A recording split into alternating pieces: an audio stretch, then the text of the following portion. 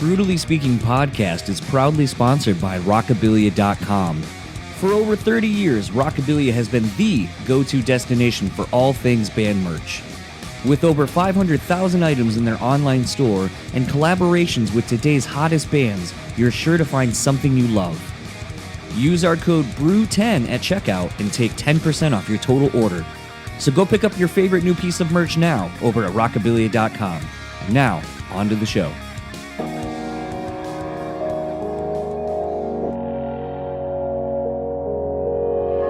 Say you have to have a lot of passion for what you're doing. This rings true because it's so hard that if you don't, any rational person would give up. It's really hard, and you have to do it over a sustained period of time. So if you don't love it, and if you're not having fun doing it, you're gonna give up.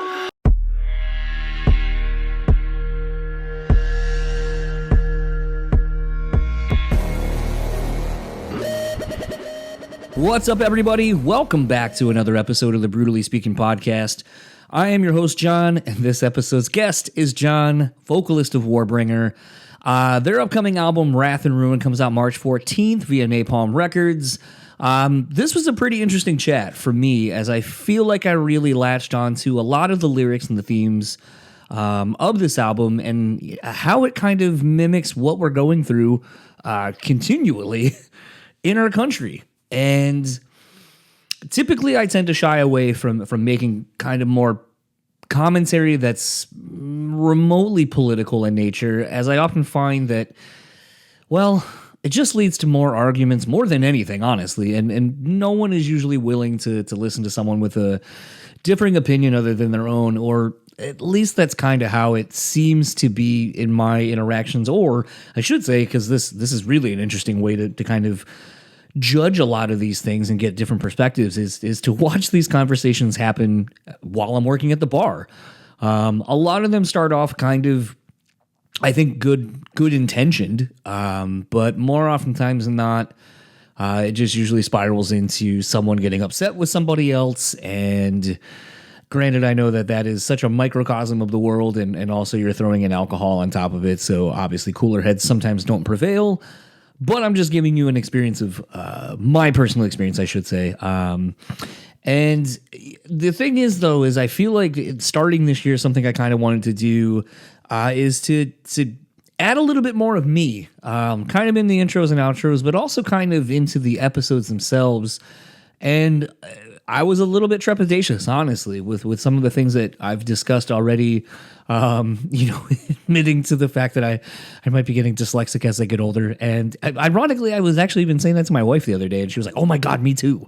So it just seems like some of these things, it's better to kind of put it out there and vocalize it and just kind of get some feedback from everybody. Good, bad, or indifferent, or even if you agree with me or don't. But it seems like based on some of the comments I've been getting, some of the DMs and even a couple of emails, it seems that everyone kind of really has been resonating with a lot of what I've been saying. So it's, first of all, thank you. Secondly, I guess it has given me a little bit more permission to be a little bit more open and honest about a lot of things. And honestly, the interesting thing about this record to me was, like I said, it just feels so much like history we keep repeating over and over and over and over and over and over again. And, they say the true definition of insanity is to do the same thing over and over again and to expect different outcomes. And man, it just does not seem like we as a society, we as a culture of people have really learned that. And I got a few more thoughts and comments on that, but let's actually get into my conversation with John, and we'll kind of delve into him a little bit more on the other side of this.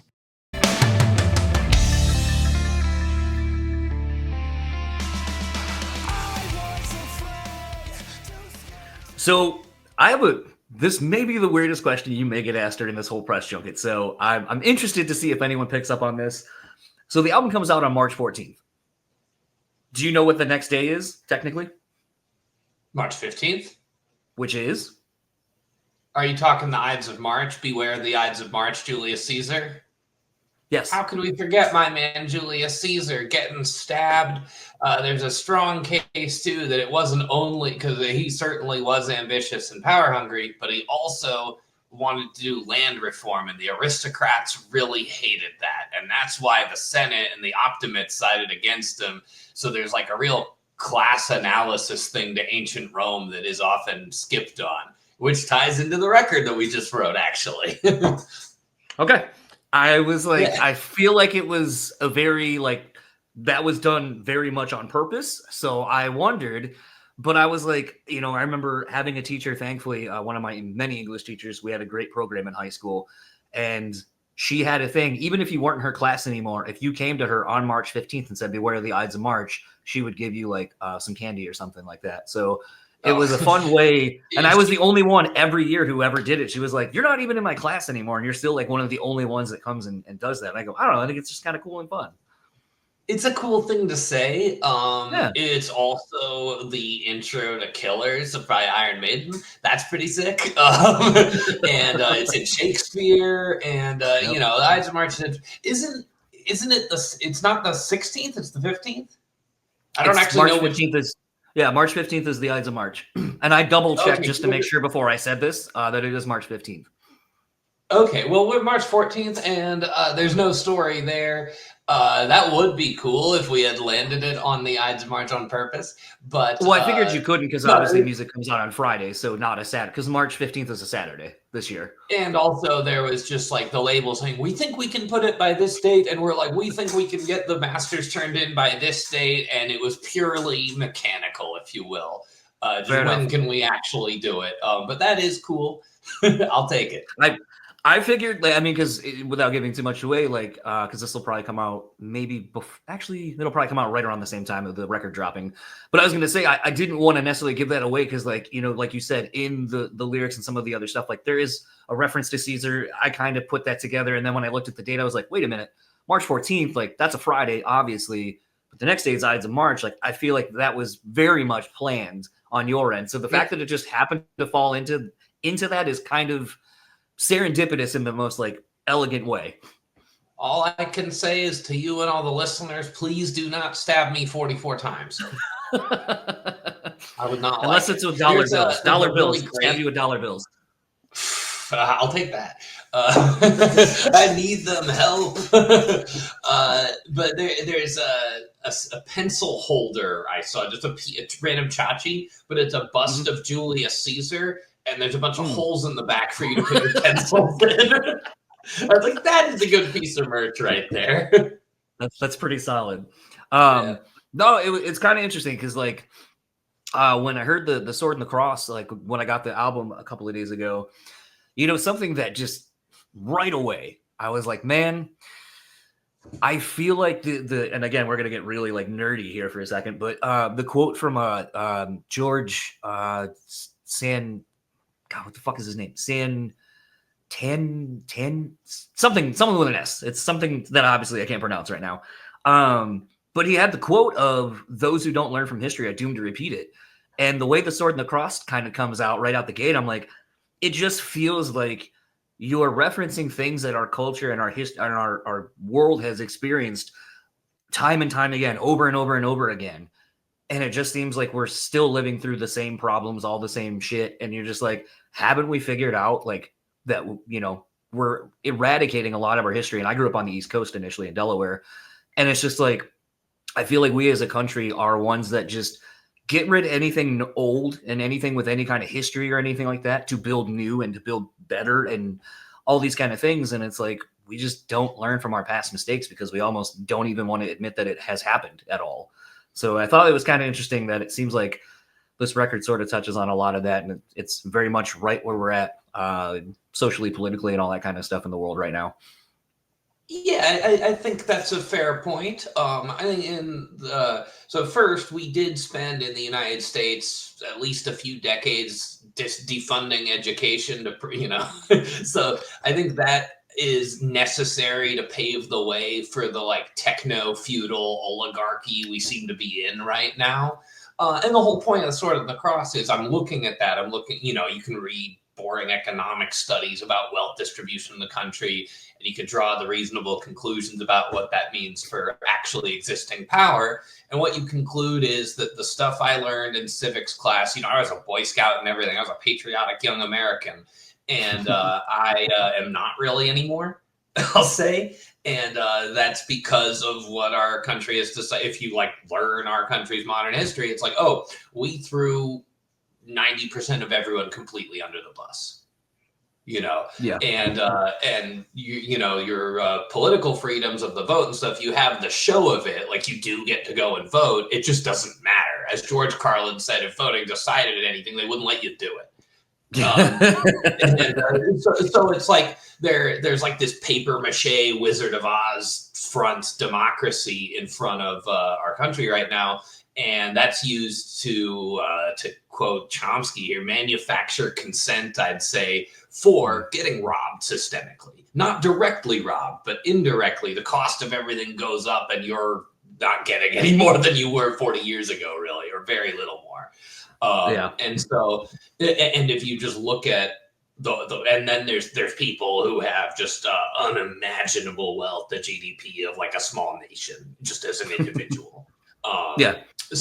So I was looking at this, I'm going like, you can actually find this guy, Thomas Piketty, did a study that shows that the French in 1789, when they have their revolution, Versailles, let them eat cake, all of that, they're a more equitable society than we are now. Which is kind of like, damn, put that in your pipe and smoke it. That's fucked up. So I'm going, okay, the medieval lords who would do all, who would have serfs, they would own people, were not as good at robbing their people as the modern techno-feudal lords are today. And so I just thought that comparison to the Middle Ages was apt. And there was also, I had a really good lecture in a medieval history class in college once, where my professor, Miss Clementine Oliver, who's fantastic, basically said, like, what's a castle? What's it for? And she goes, and the answer you think is defense. But that's not, especially in the early Middle Ages when we're establishing feudalism in the first place. Apparently, that's not really the case. And it's more like, we're going to build this on the hill, and we're going to use this as a base to subjugate the surrounding land. Me and my merry men are going to ride out, and we'll do whatever the hell we want to you if you don't pay us or, accede to our demands, if you don't bend the knee. And then we're going to ride back to our castle. And what are you going to do about it, peasants? Are you going to besiege a castle? How many heavy cavalry regiments do you have, losers? 0? Oh, that's fine. I guess you're going to pay me what I ask then, aren't you? So it gives this picture of the lords as like the grasshoppers from A Bug's Life or something, to make a pop culture reference. It's really a lot like that movie is strangely like conscious, I guess. But at any rate, I just had that thought going in my head, and there's sort of the question: how did the lords even become the lords? And basically, like, my answer was the sword and the cross. The sword is the violence that gets you there in the first place, and then you use the cross ideology. So in the case of the medieval lords, it's a religious ideology. God chose them, and peasant, if you're really good, you'll have unearthly rewards. So the fact that your life sucks now on earth is okay.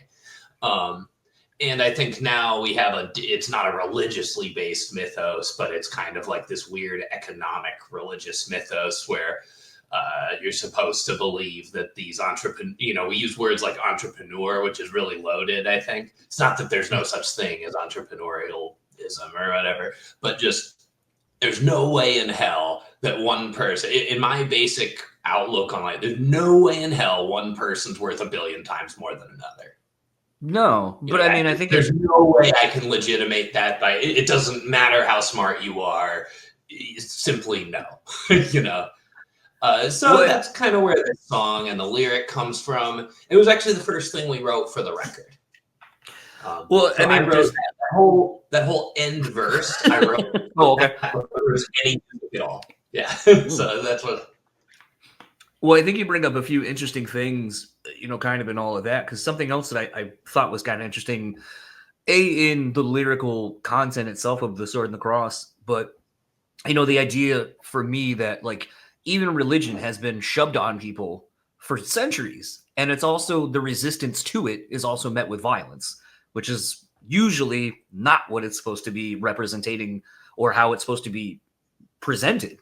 It's supposed to kind of be a sense of community and it's all these things, but it's almost kind of, you know, interestingly, I always like using kind of the analogy of like the first Thanksgiving where it's like, yeah, it's community and love and sharing and here's some fucking blankets with some shit in it. Now die and like, let us take your shit in the name of our new religion and all that kind of stuff, where it's like nothing ever has seemingly been as upfront and honest as anything appears to be. And it goes back to, like you were saying, like lords and serfs and all these things. And there's always been a caste system of some sort of, you know, us, the lessers and the haves or the have nots and so forth. And I think it's one of those where, you know, when you kind of see the world around you now and stuff like that, and you just see people bitching about things and stuff like that, it's like, I think it just, everything seems to be a way to divide all of us in some way, shape or form.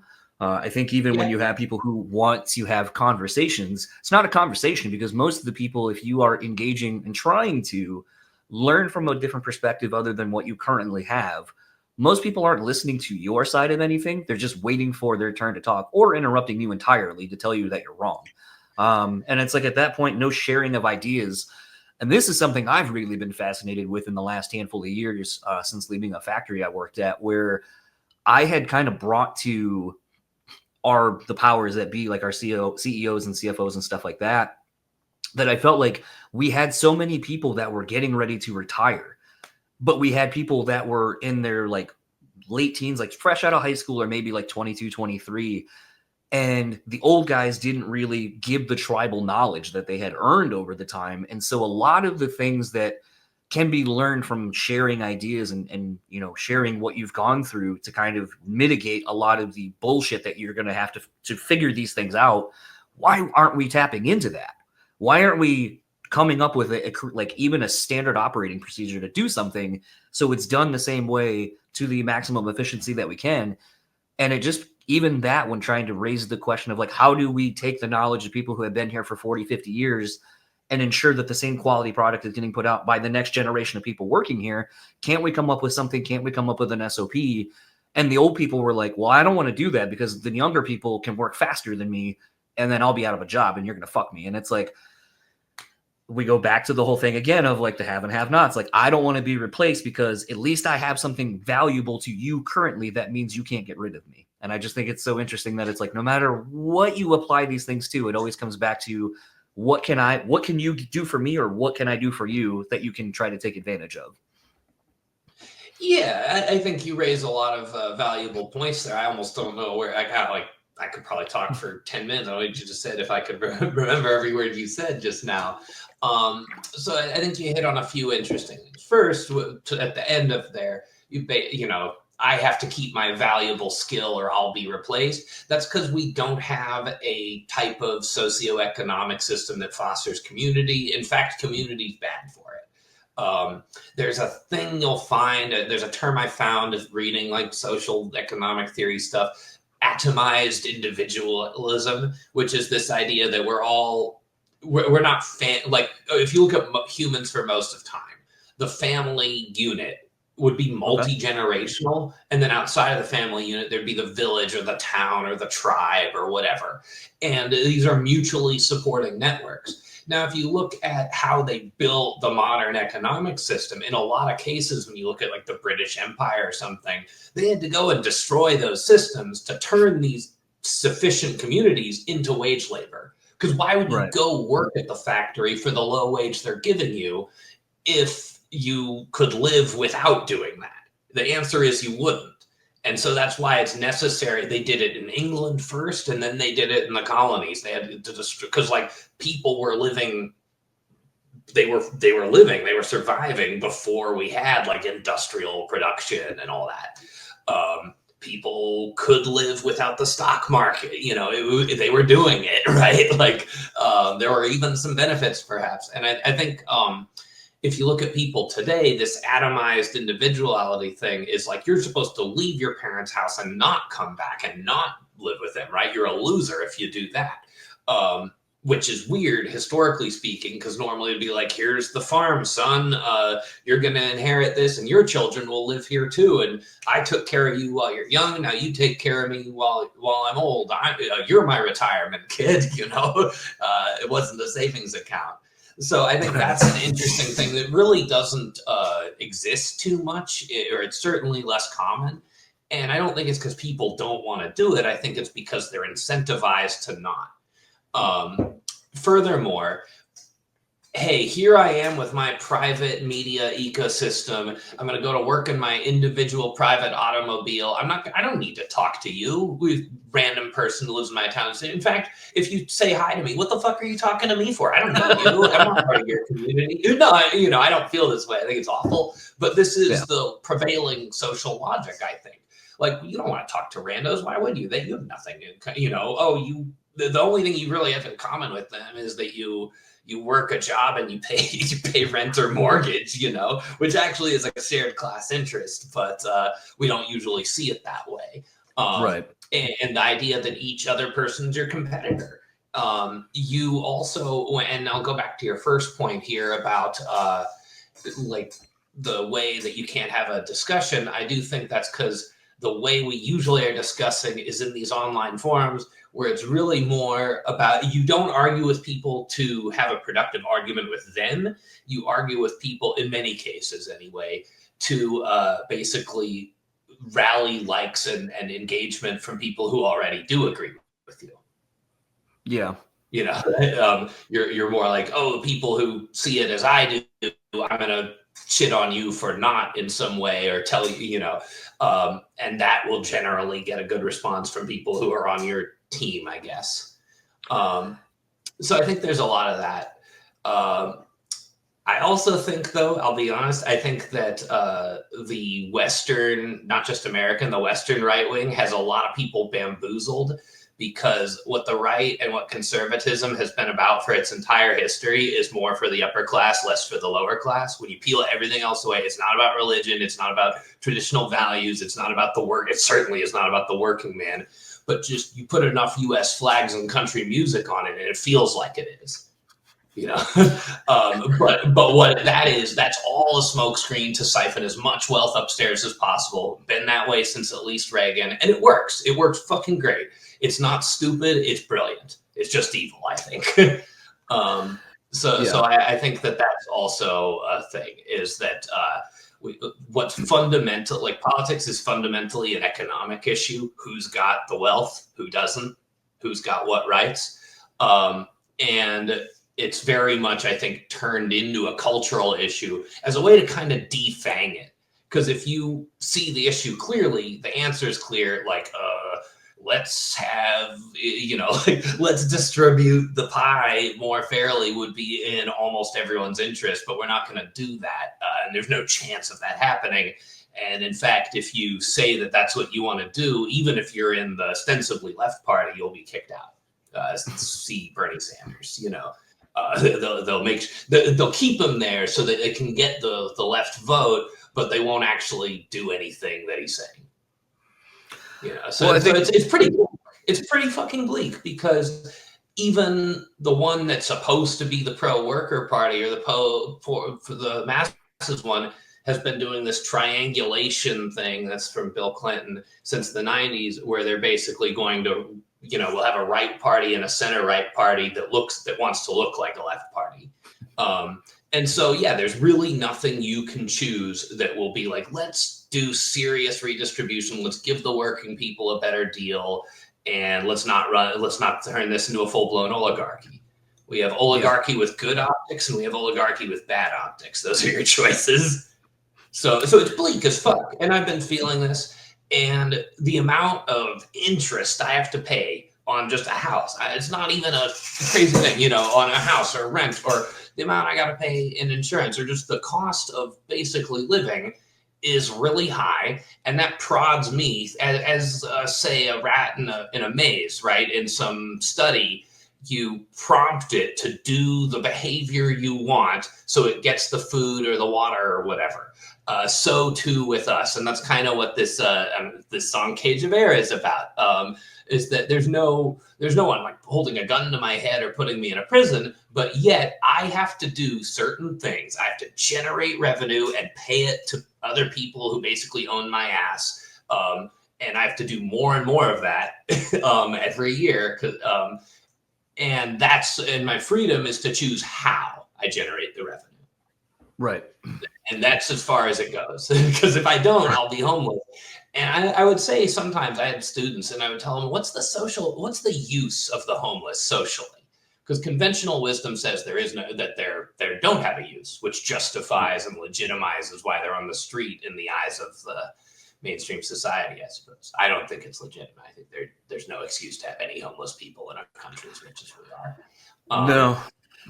Even if they are totally fucked up drug addicts or whatever, even if that particular individual is in fact doesn't have many redeeming qualities as the narrative goes, still. But anyways, I think the real use of the homeless socially is to keep the low wage workers showing up. Keep doing the grind that you're doing, and you may be very unhappy, but if you don't, that's what's going to happen to you. It'll be even worse. So it's very useful in that way, I think, because you need the "can I take your orders," right?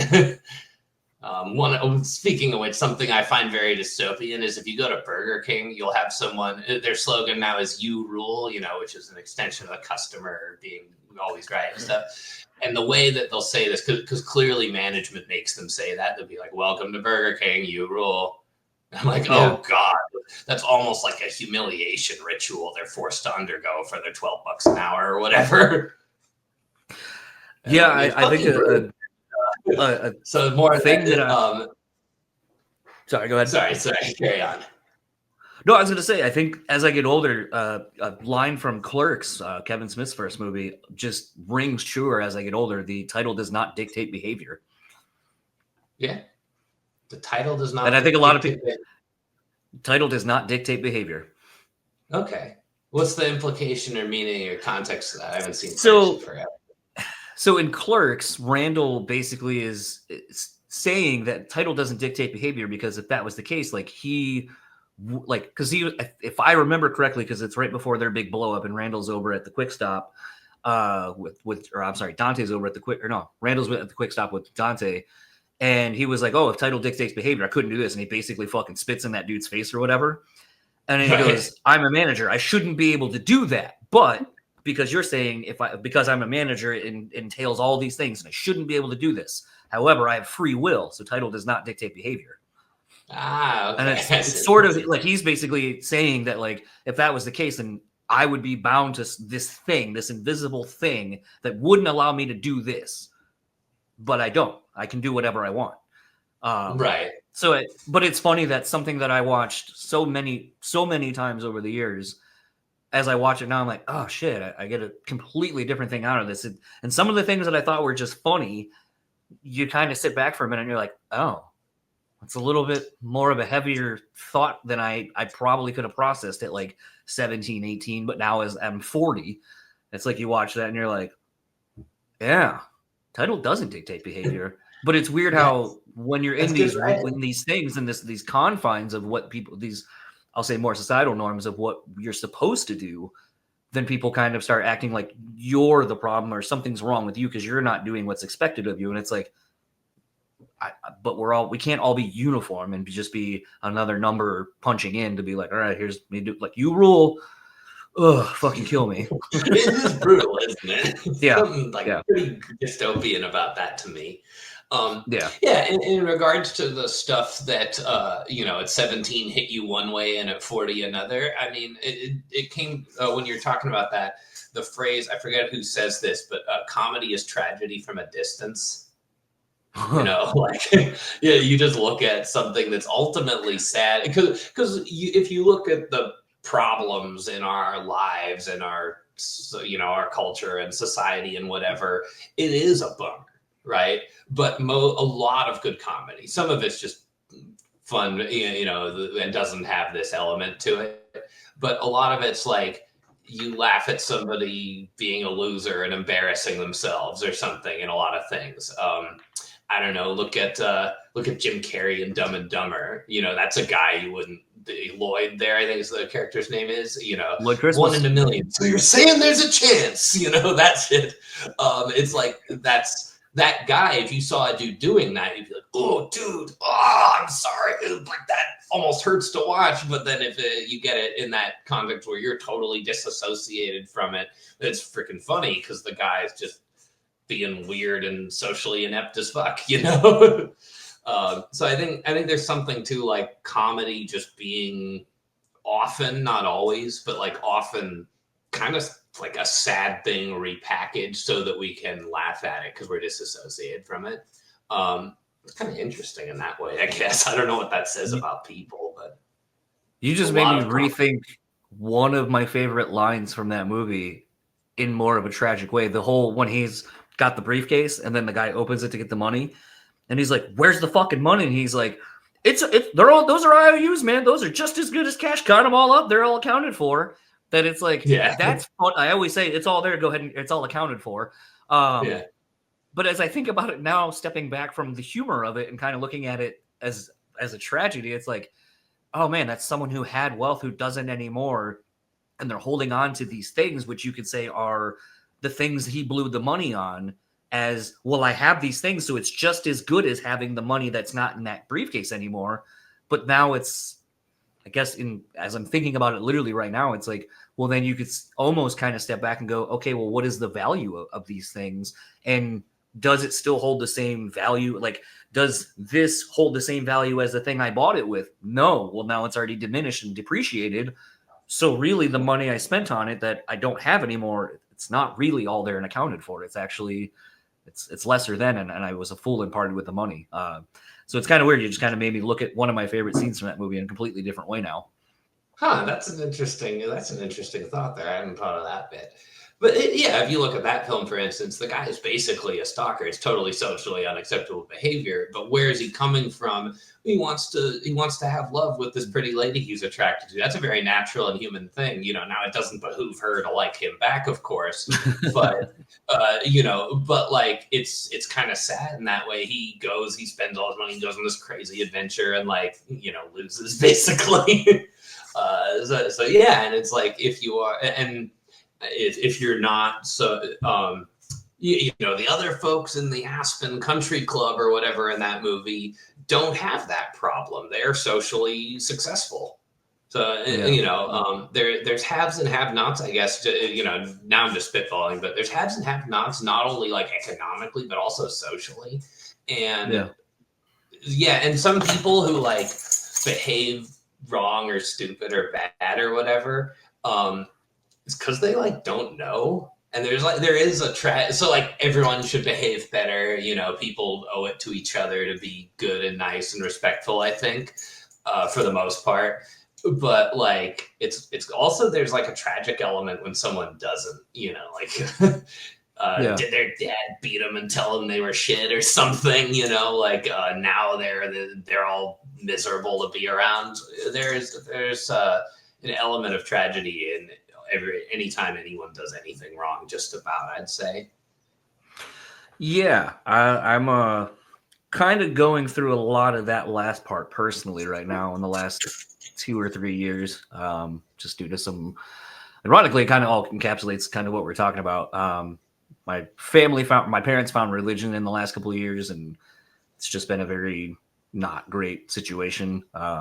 And I've had to like go to therapy to learn how to set boundaries and do a bunch of other stuff like that.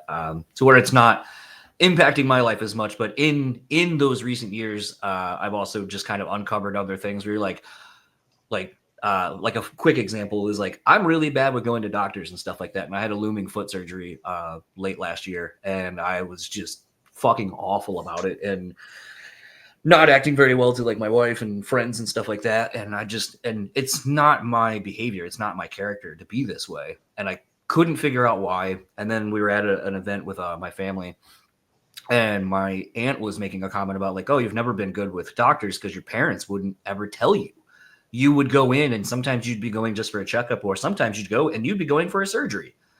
And as soon as she said that, like, I just immediately unlocked like a core memory of like, I was right back to being like 5 or 6 and going into the lobby of this hospital and then having to drink like an apple juice, which was like a sedative to get ready to have surgery. And it was just like, and as soon as she said that, I was like, holy shit, I've been apparently suppressing that memory.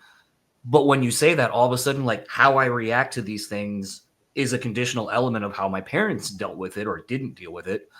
And it's now been in me, and this is just how I act now to this thing. And it wasn't until that happened where I was like, oh my God, okay, now I have the tools now and the understanding of why I act this way. Let's break this habit. And I don't feel like a lot of people want to do that because I think to kind of go on a bigger thing I've been kind of working my way through is, you were talking about earlier, the multi-generational families and stuff like that. And I think the thing that gets interesting to me is as I get older, I'm able to look at my parents as people now and understand that they didn't have necessarily all the tools to make the best decisions and, being rather, poor themselves and so forth, doing just the best that they could. And I understand that. But as I get older, it's like, I can see you as my parents, but I can separate that and see you as people and be like, I don't agree with what you're doing as people. I don't feel like I get that same respect back as a person to a person. And I feel like there's a lot of that I notice that as we get older, it's like there still seems to be sort of a little bit of a hierarchy of like the trump card is I'm your parent. So what I say should kind of, you should listen to me more than anything else. It's like, no, I'm my own person now. Like you don't get to use that against me to kind of keep me down and all that kind of stuff. And I feel like I see that happening so much more as I get older is that I think that the older generation and people don't look at the kids beyond being kids. And I'm sure it's hard to separate those things for them. But again, I think it takes time to look inward and kind of work to being a better, more rounded person and understanding the world you live in. And I just don't think a lot of people want to put in that work. They just want to whatever handed to them, or, well, then it's a victim thing of, this is just how it is and the world shits on me at all times. And it's like, no, not always. And sometimes you got to like dig yourself up and work on it. Yeah. Well, first, sorry for the trauma dumping, by the way. Thanks for sharing that with me, a stranger. No, it's real. It's human stuff. You don't have to say any of that. But no, that's a lot of that resonates with me and probably everyone. There was something I meant to say earlier when we were talking about the sword and the cross and stuff and religion. And I was raised a Christian stuff. I'm an atheist now. I have been for quite some time. And I have a little saying I say, which is the reason I'm not a Christian is because I believe the stuff Jesus said. Mm. So like, because I believe in those moral values, the character I would call Jesus, the philosopher, about human kindness and goodness to others and not being vengeful and all of that kind of stuff. I think is generally, for the most part, I'm not so into the divinity stuff, but the moral code is like basically solid. Now, granted, that's the values I was raised with, so I'm biased, but I just don't see that in the church. I see the complete opposite of that, what you were saying. And I think that's par for the course, really, in not strictly Christianity either, I believe. No. So yeah, I mean, because I've definitely butted heads with my family about that because they want me to go to church or something with them. I'm just like, no. And I had one with my mother recently where she was giving me that's every time you see the Catholic Church or whatever do something bad or the Christian nationalism in the United States right now or something. That's not the true teachings of Jesus. I'm like, it's been not the true teachings of Jesus since the fucking Middle Ages. So like, is 2000, it's like 1,000 years of it enough to say that maybe this doesn't work, That's kind of how I'm seeing it now. It's not like nobody in the church has ever done anything good, or there's been nothing good about your local community things. If you're listening, I'm not trying to shit on that or anything, but the thing as an organization has done some serious damage, I think. One of the ones that sticks with me, or for that Sword of the Cross song, is the way the Orthodox Russian Church had like a state religious alliance with the Tsardom. And basically because the church, which the peasants believed in, and they believed it was the highest calling to save their immortal soul and everything, a big deal if you're a believer, right?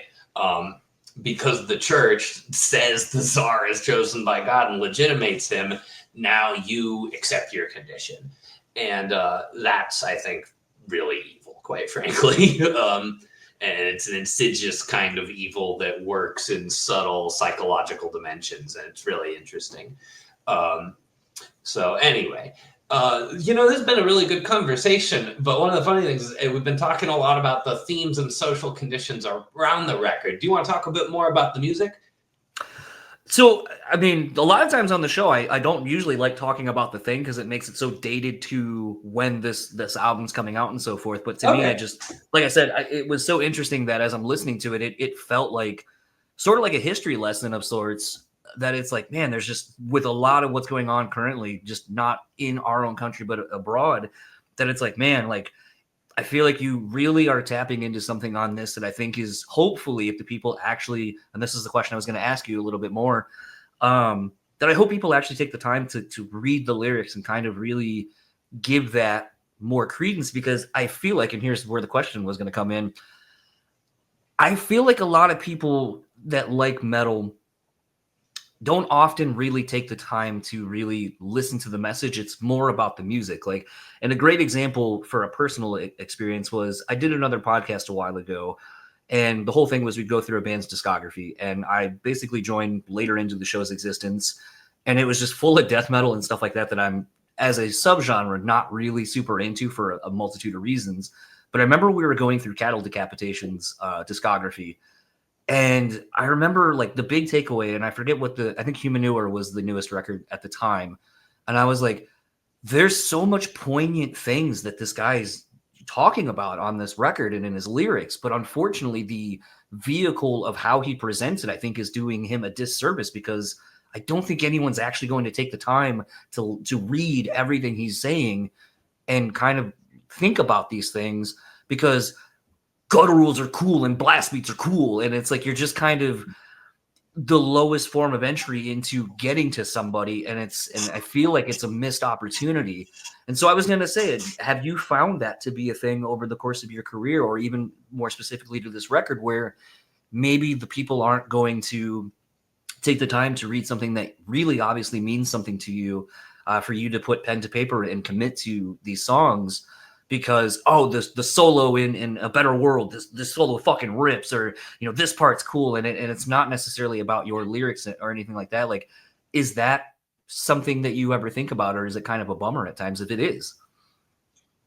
I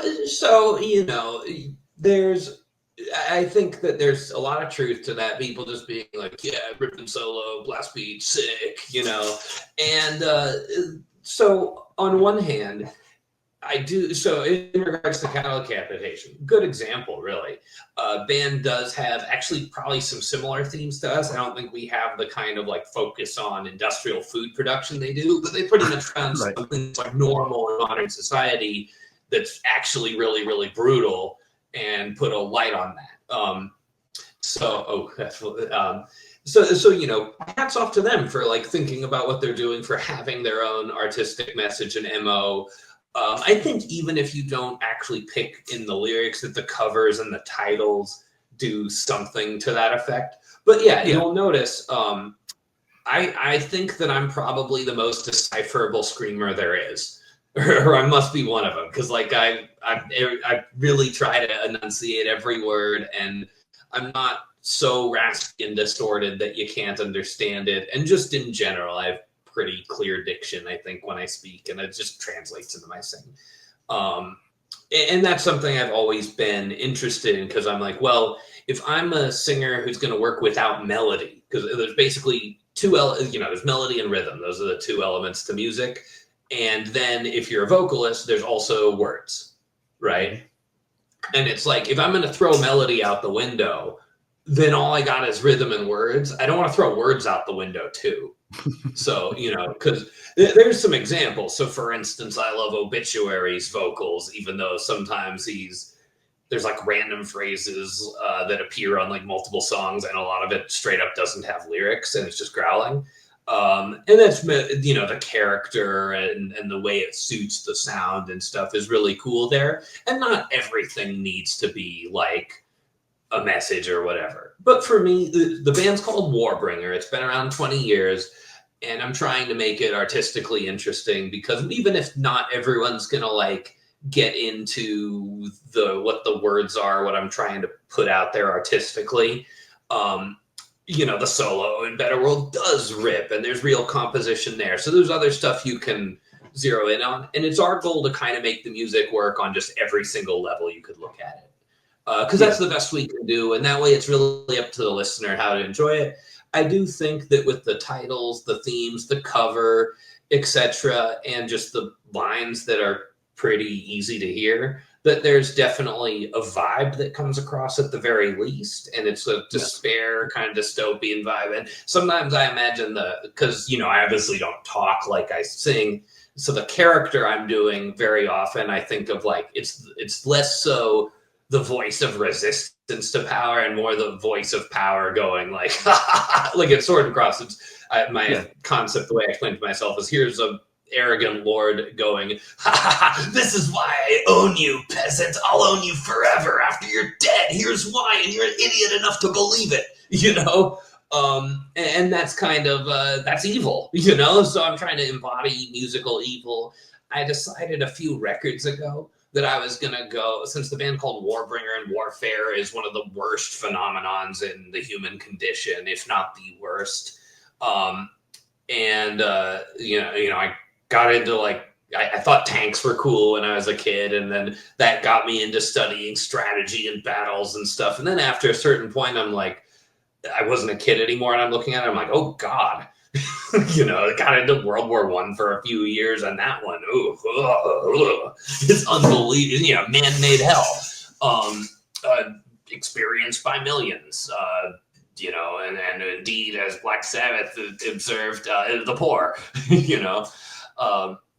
So that kind of got me talking. Like, I'm like, okay, why do I choose, of all the ways I could sing and all the music I could play, why metal where I'm screaming, right? And I'm like, well, clearly, because there's some anger that I connect with, feelings of anger and bitterness towards the condition of the world, and metal often provides a really great release. And I think one of the ways that metal gives people that like let it loose, let rip thing, they're going to go in the pit, they'll jump off the stage, they'll bang their head till their neck hurts for days, and they'll do all that, is because there is these pent up feelings inside you already, and something that like just kind of throws it at you directly is honest in a way a lot of stuff isn't.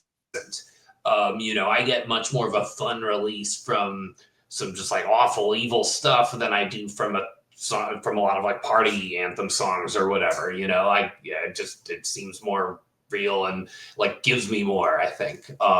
So when I look at myself and why I even think riffs and screaming is cool, I think it's because I have these feelings inside me already, and that hearing them through the speakers kind of like does something for me. So now that I've thought this, I'm going, what am I going to write about? And I'm like, well, I'll just, band's called Warbringer. It's already named. I can't change it. So we're not going to be like too esoteric or whatever. It's about, trenches and guns at some level. And I'm like, well, let's look at, real, because, and very often when metal bands have tried to go for the most evil thing, one angle that many have gone for is like Satanism, the occult, etc. And I'm like, man, if you look at who's done more evil, the Satanists have nothing on the Christians, nothing at all. Like Christianity is large scale, the crusade, there was never a Satanist crusade, right? And like actually sack Jerusalem or whatever. So I look at that stuff, and I'm just trying to like write about that, and sort of the two angles are sort of like the voice of evil power laughing at you, the listener, who is trapped in its evil designs. And the other one is, I'm a person stuck in this. And you get that more on like Better World, Cage of Air, stuff like that. Those two songs kind of go together, so I'll talk about them a bit. They're both sort of about being an individual in the modern condition and just feeling really hopeless about the future in Better World, which I think is a legitimate, reasonable thing to think. Time for me to share a personal story. So we put out Weapons of Tomorrow in 2020, and it came out like a week after the COVID lockdown started. So worst possible timing. It was our most critically acclaimed album to date. And I was going, man, after nearly 20 years of this, we're going to make it. We can climb the mountain. We'll do it. Because we had to rebuild the whole band, and it was a whole arduous ordeal. And we've never made it. I've never been able to pay the bills with my band, even though I've done it for 20 years. It's a tough pill to swallow, quite frankly. Then I'm sitting there stuck at home, and I'm reading this stuff, and I get depressed. I think a lot of people do, but I did too.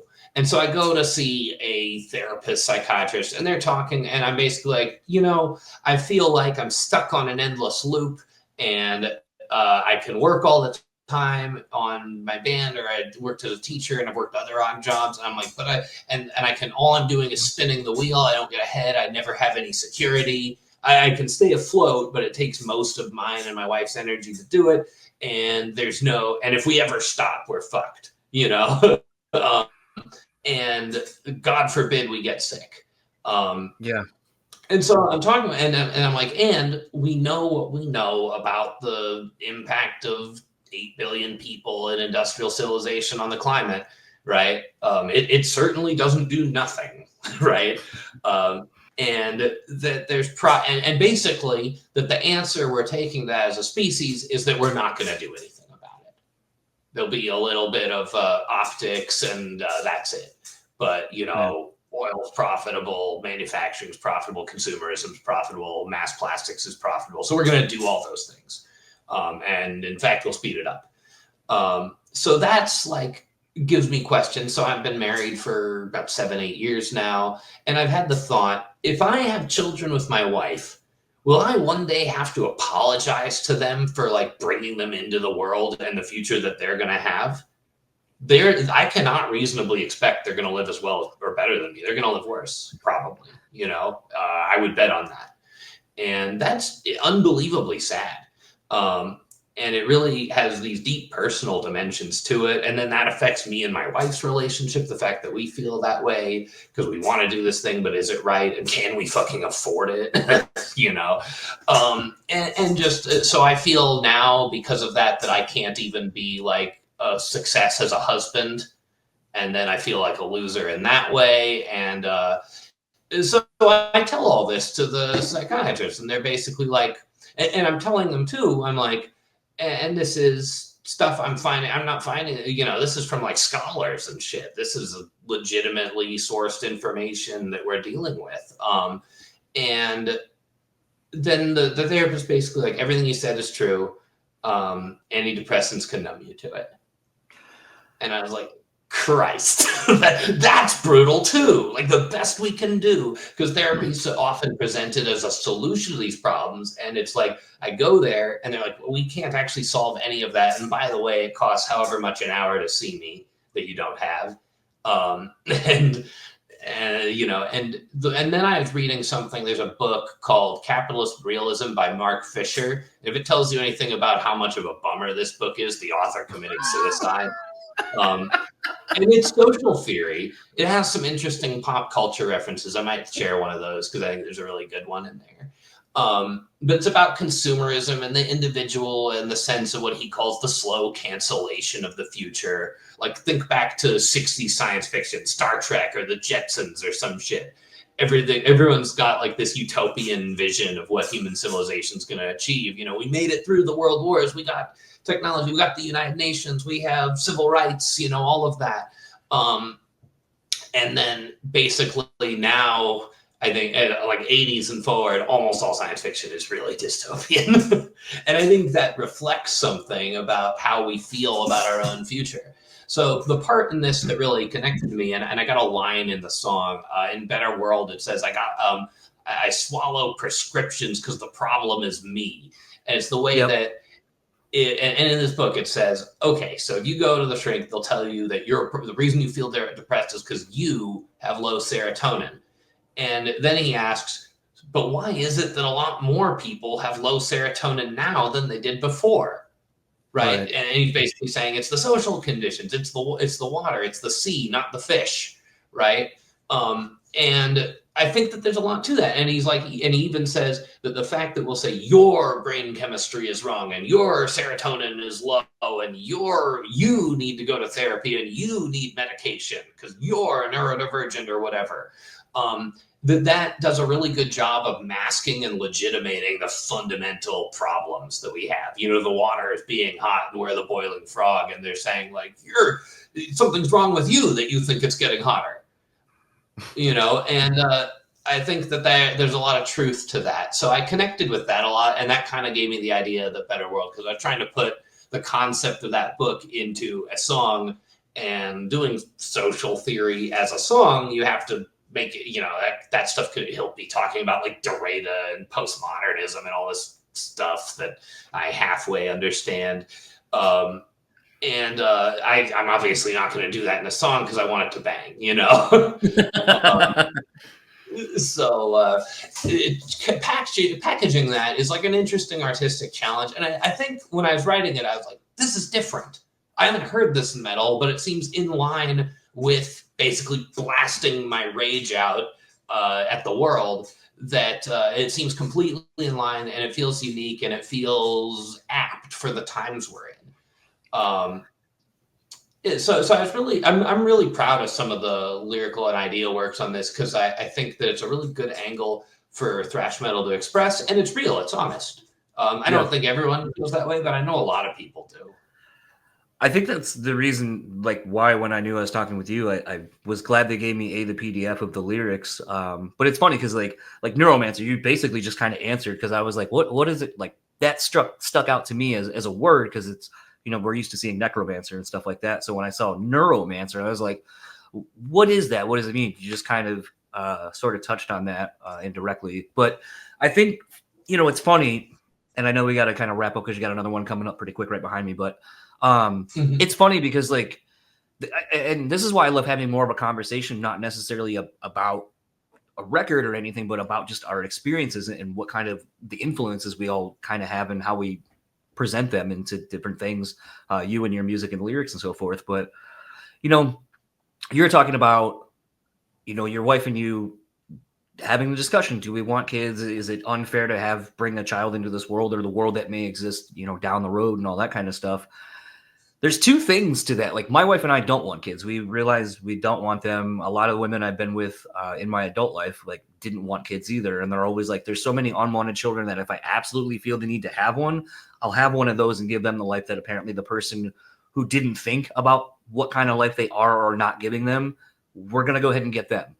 But it's a thing where I kind of realized in recent years, like, there's almost been this unburdening of me, because instead of having to live my life not only for myself, but thinking of what about my kid and the world that's going to exist beyond all of this stuff, it's like, I don't feel the burden of that anymore. I feel kind of like, in the stupidest of senses, YOLO. You only live once. This is my only life, unless you believe in reincarnation or any of that kind of stuff. But this is my life. And as long as, like, my needs and my wife's needs are satiated and we're not shit people, that I get to enjoy this one life I have. And I don't have to worry about everything else, because I'm not going to be here to deal with it. And I wonder if that's also a part of a lot of the depression and so forth, is the stress that people have on themselves, thinking about future, you know, offspring and so forth.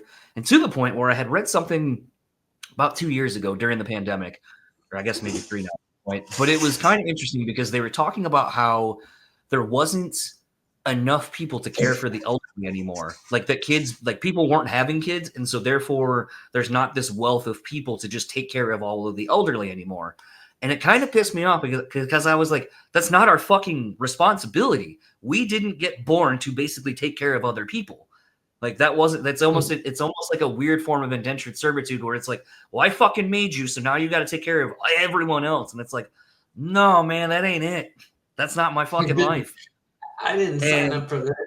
Yeah. No. And it's kind of weird when you kind of see those things. And it's like, again, you know, this sort of guilt trip they're putting on people to live a life that's maybe not the life that someone, whoever they want to be, or whoever you want to quantify them as. That's like, man, that's not my fucking life. So it's like, I actually have found to be this, like, thank God this isn't my fucking life. And that's not the future I'm going to have. And I don't have to worry about it for the kids that I'm bringing in.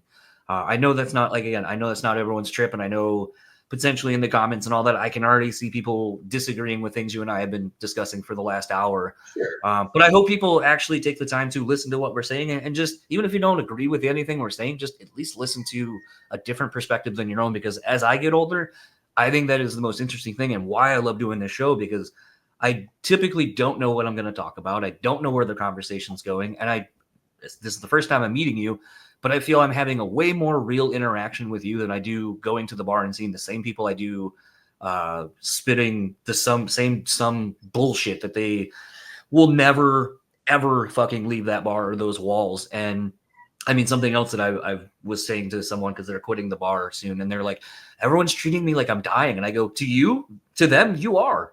You don't exist outside of these four walls. Your relationship is transactionally based purely. Once you leave here and you no longer see these people, that's it. You are dead. And I go, and I think, like, again, it's a boundary type thing, again, going back to therapy, but it's like, sometimes that's okay. Sometimes, like, your relationships don't need to be forever. There is a time, like, what's the word I'm looking for? A shelf life that exists for some of these things. And I think sometimes people take it too preciously. And it's like, the relationship we had, it came and it went, and I got what I needed out of you, and hopefully you from me. But it's okay that we aren't, like, best fucking friends forever anymore. And I think to go way back to what we were discussing earlier, when you were saying, like, you know, the original, like, civilizations and stuff like that, I don't think we were ever meant to know intimately more than probably 20 or 30 people. And now there's this unrealistic expectation because of social media and everything, which you kind of touch on in some of the other, I think, Strike from the Sky, I think was the song, lyrically, if I'm remembering correctly. But it's like kind of talking about how, like, ones. Okay. But to me, it's like about the modern empire, basically. AI, okay. Yeah. But it was just a thing where, I don't think we're supposed to know this many people, and it basically causes more stress and all these other things, because we have access to hundreds of millions of people's thoughts and whatever. And it's like, we don't need all of that. It's just distraction and noise, and causes more problems than I think it actually causes positive things in people's lives. At some level, we're basically, evolved apes. And I think it's, you need to have a sort of empathy with yourself, being like, dude, I'm being asked to deal with way more than an animal should be. And that my core desires are very simple. Now, I'm going to backtrack a little, and I'll wrap up with this. You want to talk, so you mentioned the word neuromancer. So I didn't make up that word. There's a novel, 1984, Neuromancer by William Gibson. It's considered the founding novel of cyberpunk, the genre. And holy shit, what a good one. I read that a year or two ago, and I was blown away. First, it feels like reading that one feels like having your soul sucked into a colorless void. It is relentlessly dark throughout and just unbelievably bleak and uncompromising. And it's about, a future Neo-Tokyo city where basically the plot is that a sentient AI incepts people, like a couple people who are like lowlives and criminals, to go and break it out from its, like, a space megacorp made it and then wants to keep it imprisoned because it could become too powerful. If it merges, there's two halves to the AI. There's Wintermute and Neuromancer. So in the song Neuromancer, it's the AI Wintermute talking. That's the I, basically, because its goal is to merge with its other half, and its other half's goal is programmed to not want to merge with it. And it's like all been locked down and the heaviest cybersecurity possible. But it still manages to basically, like, hijack. There's a neurodivergent, there's a traumatized veteran of a ill-fated operation that was a setup to test automated defenses. So him and his squad were the guinea pigs that get shot by robot defenses as a testing, and he goes crazy because the government covered it up and it denied his experience, basically, which was horribly traumatic. And he gets a chip implanted into his head to, like, deal with his psychosis. And the AI Wintermute infiltrates the chip and hijacks his body. And then it uses him to go and, like, hire a couple of criminal lowlives, Case, who's a drug addict hacker, and Molly, who's like an ex-prostitute cyborg assassin.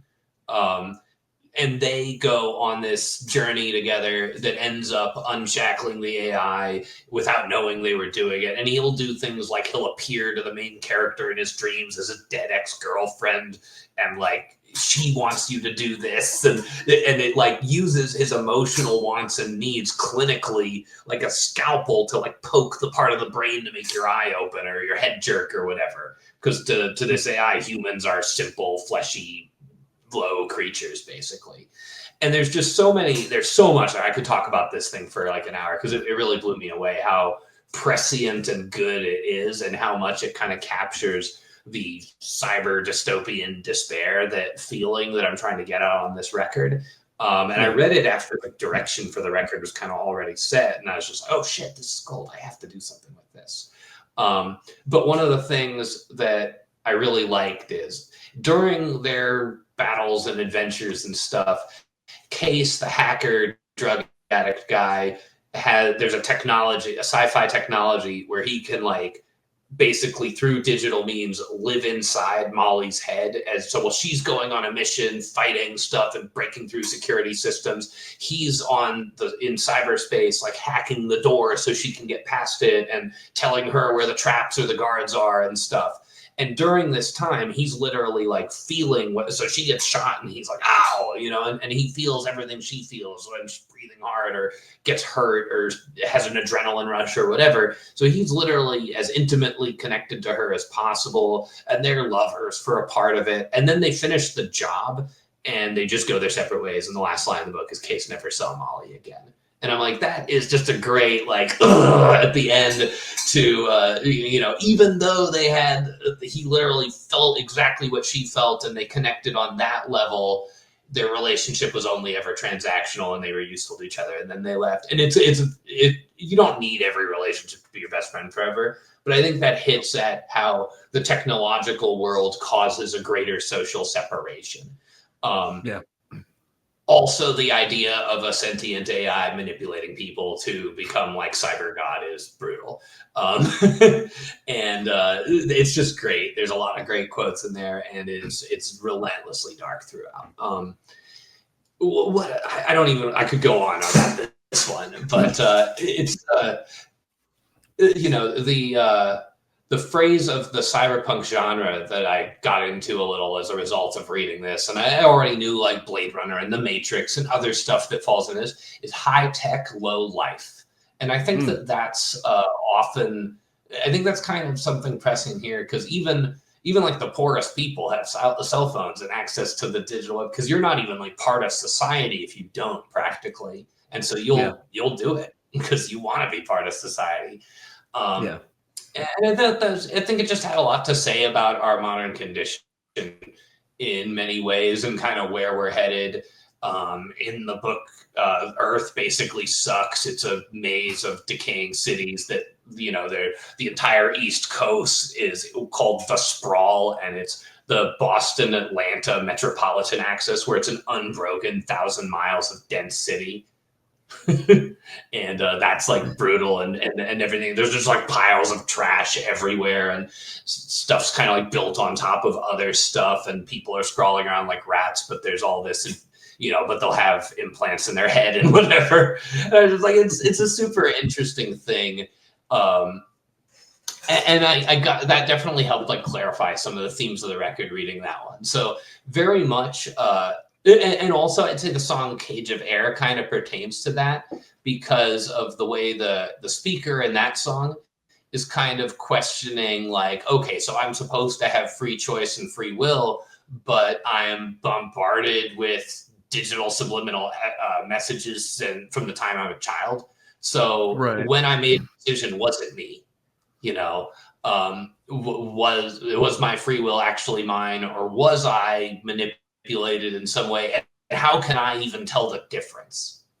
And I think that that's a interesting feeling, and I hope that comes across in the song too. One thing I'll tell people that's interesting is, so what's the difference between advertising and propaganda? And the only difference is who it's for. If it's for a government, we call it propaganda. If it's for a company, we call it advertising. You rule. And this shit goes, yeah, had to. This shit goes deep though, because if I give you a certain, if I give you like a red and blue, you'll probably think Pepsi. If I give you red and white, you'll think Coke. If I give you a certain green and a certain yellow, Subway. And that stuff's implanted in almost anyone in the country.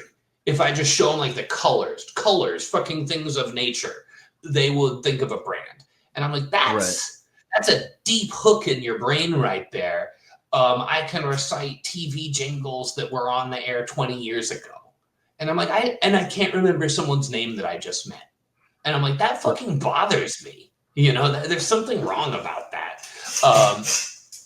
So anyway, that's I think we probably got to wrap it up. But this has been a really wonderful conversation. And thanks for like giving, digging into themes of the album. But the themes of the album are really supposed to be connected to just modern life. And I guess as the guy who wrote this stuff, it's encouraging to me that when I start talking about my songs, you start talking about like personal stories from your life. That tells me, I guess, that what I'm trying to write at least may connect and may land, and that's good. The riffs and solos are sick too. So if you just want to get in your head, we got that. Yeah. I'm trying to put it all together in an artistic package for me, artistic, not artastic, because if I've been doing this for 20 years, I don't want to just be an interchangeable Barker. To me, the idea, like, I'm the one writing this. I'm going to make what I write matter, and I'm going to put something I really feel on there, because that's what an artist is fucking supposed to do. So it's just my attempt to do that and to capture something. I'm not this negative always. I can be pretty jolly. I have fun with a lot of stuff. I enjoy much of my life. But the band's not called Happy Sunday or whatever. It's Warbringer. So that's why it's this way. Absolutely. Well, thank you so much for taking the time. I'm going to quickly ask you there's a few more things I would love to talk to you more. You sent me your number in the thing. If you're cool, I'll shoot you some text of just some other things I would like to discuss, and we'll continue this on off record. But you have a tour coming up starting March 18th, ending in April 12th. You're playing in Detroit on April Fool's Day. I am going to try to get out there and go see you guys, and maybe we can have more conversations. So hopefully go see the tour. Is there anything you would like to plug other than the album, or any online socials or anything like that real quick before you head out? We have, I'm not going to spend I can't do my anti-commercial message and then give you the full spiel. If you look for us, you'll find us. Our record label's Napalm Records. We have a record, Wraith and Ruin. We have 7 records, and they're all heavy. So check us out if you want to, and if you don't, then have a nice day. And just hope you liked the conversation, and I hope you enjoy the music. Anyone who just simply, even if you steal my record, if you enjoy it, I'm thankful. Awesome. Well, enjoy the rest of your day, and looking forward to continuing our conversation at a later date and time. All right. Hey, thanks, man. It was great talking to you. Adios. Oh, and, if I'll see you in Detroit on April Fools, you got to watch out, because the concert might be a scam. There might not be one. Fair enough. Yeah. Have a good rest of your day. All right. Take care. So that was my conversation with John. I want to thank him once again for taking the time on a Sunday, actually. Not very often that I do many of these on a weekend, but it was a really great conversation to have, and one that has kind of stuck with me since we did it a few weeks ago, as of when you're hearing this. And again, if any of this kind of really interests you, or you're pleasantly surprised at how versed John is in all this, well, first of all, you should know that, as he sort of said in the conversation, this is obviously something that he went to college for, even doing getting to do a lecture at his school as well, on World War II and stuff like that. There's a lot of cool information if you just start Googling John and some of these things, where he kind of goes into more at length on some of these topics in other interviews. So if you enjoyed what you heard, go search out some more. More to the point, if you think the new record sounds really interesting based on the lyrical themes and concepts and all that kind of stuff, you still have time to pre-order the album. It drops again March 14th via Napalm Records. Wraith and Ruin. A lot of great stuff on it lyrically, if you take the time to listen to it, and go back and listen to a lot of the other Warbringer stuff too as well, and kind of get into some of the more dystopian future of sorts that we seemingly are headed towards. But kind of something I wanted to bring up that I sort of hinted on in the intro was this really kind of itches an interesting thing for me because, I kind of talk a lot about just sort of the culture shock of moving from the East Coast to here in the Midwest, especially at such a young age, like 11, so about fifth, sixth grade. And I just remember back in living in Delaware, and obviously I know this is a little bit of a obvious statement, but growing up out there with the first state of our whole country, and then the original 13 colonies, Declaration of Independence, all those kind of things.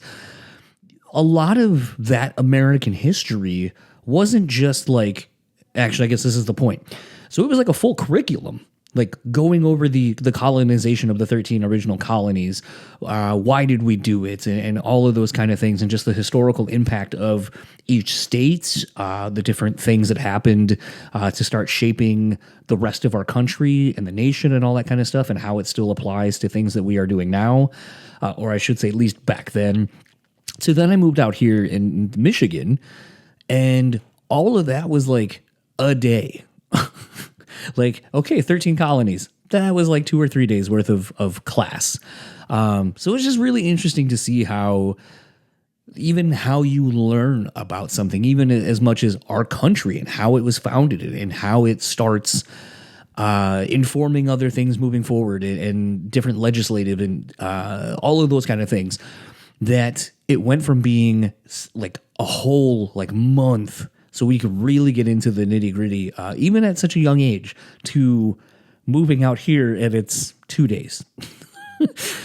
And it's just really interesting. And it kind of puts, I think, as I get older, a lot more things into perspective of maybe how our I'll at least say for me, having only gone to public schools, that I think it kind of says sort of a lot about maybe the public school system and how we're just kind of, you learn kind of the bare minimum. And then you just kind of get shuffled along and then you get spit out into the world. And, I know we all have the memes and so forth that we see that it's like, boy, I'm really glad that I never learned how to do taxes. But you know what? I'm really glad that I got to learn how cows are artificially inseminated back in 8th grade. That's not actually that funny, but I will never. And the only reason that popped into my head is because I just remember sitting in that class and just casually watching this movie, no pun intended on the movie part, but this dude's just kind of leaning, and I remember just as I was like, this guy's kind of leaning awkwardly on this cow, it then kind of, just as I saw what everyone was about to see, I realized the dude's whole arm was in this cow, and it was covered in a protective glove as he was about to basically get this cow cervix all ready to go for the insemination. And the horrified, oh my God, of my classmates as I tried very hard not to laugh. Because like I said, I noticed it right before where I was like, wait, where does that arm go? Oh. And then everything happened. So I'm glad I remember that. But, I never learned how to get to do my taxes, which is actually something I need to know how to do. And maybe, again, it's a thing where you're not supposed to, so you continue to pay other people to do it and blah, blah, blah. And it's a cycle. But all of that said, I'm going to start wrapping up this conversation. I am kind of interested to see how this episode does as a whole, so I don't want to bog it down too much in pre and post episode with some more heavy shit that I've been thinking about. But head on over to warbringer.com. That is your landing page for everything Warbringer. You can still pre-order the album Wrath and Ruin, again, out March 14th. Not the Ides of March, it's the day before, via Napalm Records. If you like to keep up with Warbringer on the socials, Warbringer Music on Facebook, Warbringer Music on Instagram, and Warbringer Band on Twitter. I did not find any socials for John, although I am not surprised by that revelation at all. So hopefully you enjoy his appearances when he does these various things and can follow him in that capacity, or You could always go out and see the band on their upcoming headline tour starting March 18th out in San Diego at Brick by Brick, basically going through all over the U.S. and wrapping up in Los Angeles, California on April 12th. If you end up making out to a show and you see John or any of the dudes, let them know we sent you. And let me know what you thought of the show. Like I said, I'm trying to go to the one on April Fool's Day in Detroit, so hopefully we'll be able to link up and I'll have some videos and stuff to post myself. Speaking of posting and socials, you can keep up with the podcast at BrewSpeakPod on all your social media platforms.